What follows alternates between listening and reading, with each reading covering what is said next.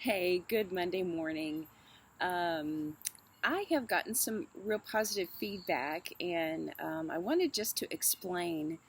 Several people have asked me, hey, when you study the Bible, what does that look like? What's your process? And I just want to share some practicals. I'll start a series of practical things that I do when I study the Bible. This works for me. It may not be for you, but it might trigger some ideas that you can adapt to study the Bible.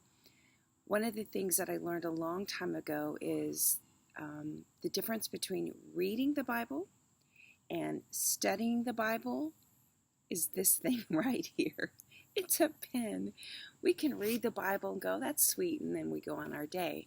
But when we study the Bible, I have my notebook, I have a pen, and things that are highlighted to me, things that I don't maybe know, things that I want to learn more about, I write them down.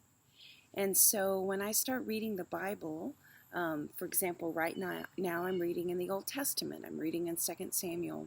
And the very first thing I always do is I just ask God, whatever I'm reading today, whatever you want me to know, then just show me. And he's so faithful, and he always does. And sometimes it feels kind of like, well, that was okay. I got these things, or I got this only one thing. And later on during the day or later on during the week, that very thing God will use to have me share with somebody else or apply it in my own life. So I just always enter my time, whether it's 5 minutes or I have an hour, whatever it is, just to ask God, this is your word. You want me to know it, so highlight the things that you want me to know. So this morning, that's how I started reading 2 Samuel. And one of the really cool things, I'm reading about King David. In the life of Israel, he was a real warrior, a champion for the people of Israel. And in 2 Samuel, he has become king over all of Israel. It's been a long journey. He was told he was going to be king for a long time, and then he finally steps into this role. And there were three things that said that David knew. When he became king, he knew three things. He knew that God was with him. He knew that God had established him, and that he knew that the Lord was putting him in this role for the sake of God's people, Israel. And I just think those are some real practical things for us. What we know informs and shapes what we do, right? If I know who I am, if I know my gifts and talents, if I know that my life is bigger than myself, David knew I'm king not because I get a cute crown, but because God's put me in this position for the benefit of Israel. If we know certain things, man, does it make life a lot easier. So I guess the biggest lesson for me is, what do you know? What do you know that God's called you to do? What do you know that you were birthed onto planet Earth to do? And maybe you don't know that. Start the discovery. God isn't a God who dangles carrots in front of us like we're always chasing. All we have to do is ask, and he shows us. Now, it may take some time. At 52, my birthday was on Friday. At 52, I have a pretty good grasp. I know the things that God's called me to do and that he wants me to do.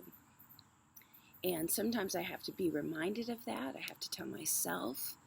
But I also can move forward with, I know that God's equipped me. He's put me on the planet to do certain things. One of the things that I know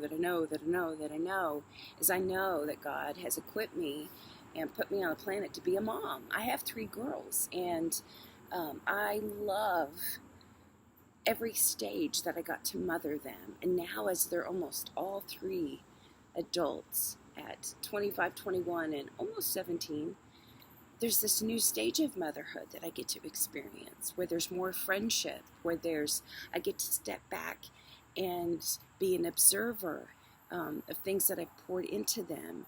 And I don't have to train them or lead them. I kind of am stepped back in the role of a counselor. Those are things that I know. And when we know what we've been called to, man, it just gives us a bigger sense of purpose. Nobody is on the earth for yourself, okay? Don't need to burst your bubble. God has a purpose for your life. So if you know that, run. Run with that purpose. The world needs you. They need you to be operating in what you know God's put you on the planet to do. And if you don't know it, hey, step into finding out what that looks like and then walk in that. Now, like no other time, we who know Jesus have an incredible opportunity to walk the planet in what we know we're called to do.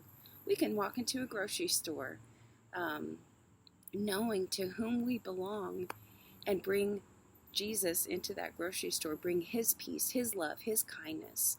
In a world that is so disunified on every single topic, we have an opportunity to make a difference. So what do you know? What do you know? If you know your purpose, then walk in it and be blessed in walking in that. And if you don't, woohoo! Find out. It's time to find out.